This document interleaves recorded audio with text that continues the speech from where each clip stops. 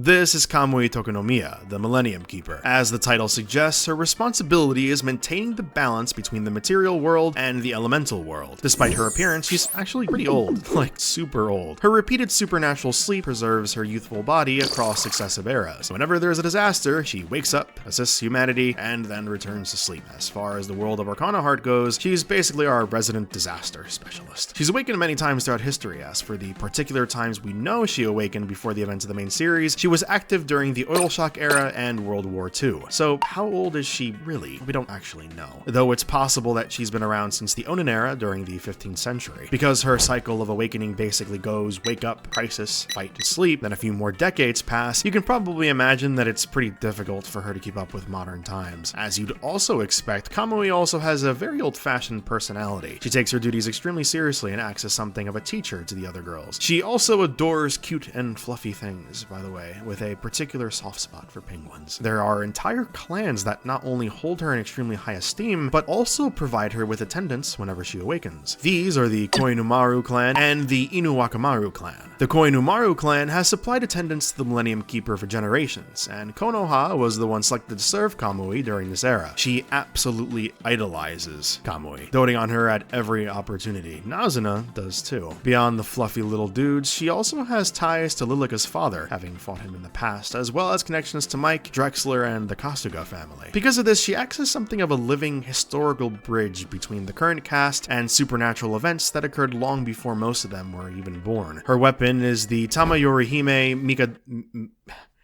Kamui's weapon is a Tamayorihime Mikadomoryume. What the fuck did I just say? Kamui's